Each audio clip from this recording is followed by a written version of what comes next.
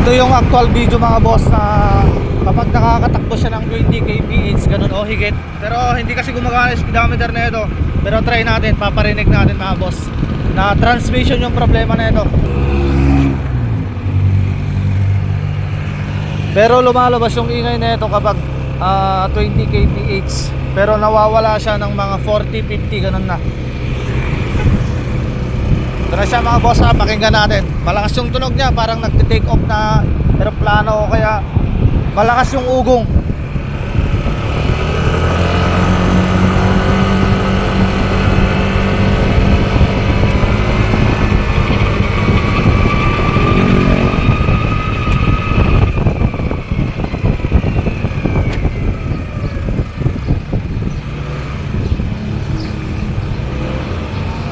Yun, narinig natin mga boss yun, yung malakas na yun. Yung sa loob yan.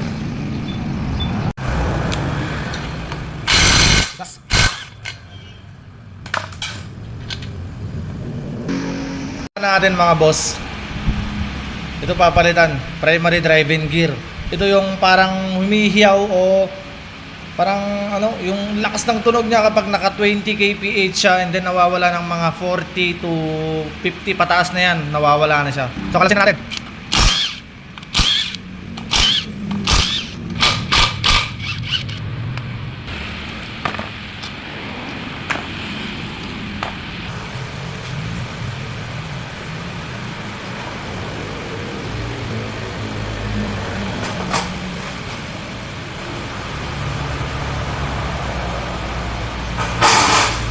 Ito na yung transmission mga boss.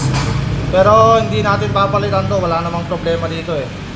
Ang papalitan talaga natin dito is bearing tsaka primary driving gear yung papalitan. Ito na yung nagpalitan natin mga boss. Pati bearing kasi dapat papalitan yan.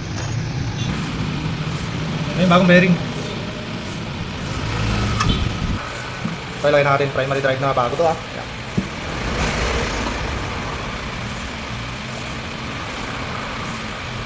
So paglagay lang natin dyan mga boss, ito gagamitin natin para dyan, yan yan ang gagawin.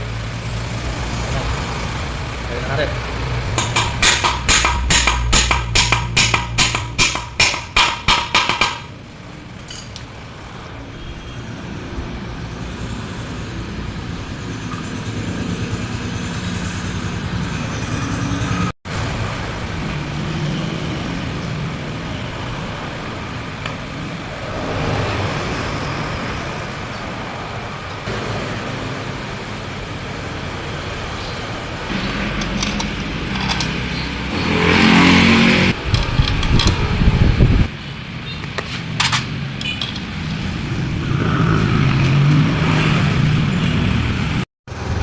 Ito na tapos na natin mga bot.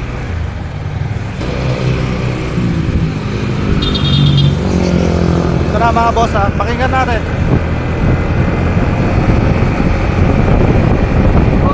Okay na.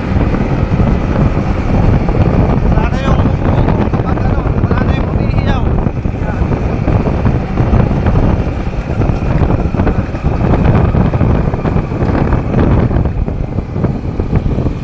Hindi na masyadong dinig pero okay na, wala na yung ano, yung malakas ng tunog kapag nagto 20 kph siya.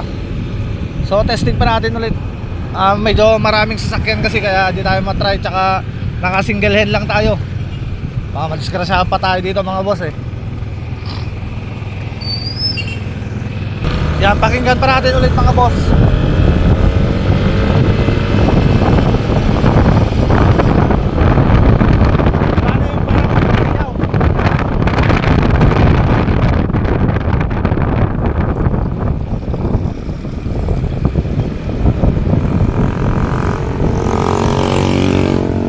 Yun, bale, pinalitan lang natin dito mga boss yung primary driving gear niya tsaka yung bearing.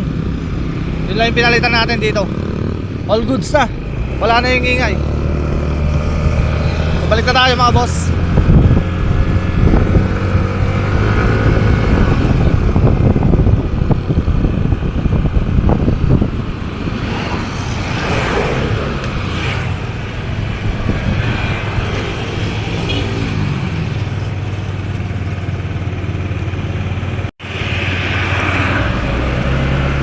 So hanggang dito na lang mga boss. Salamat sa manonood.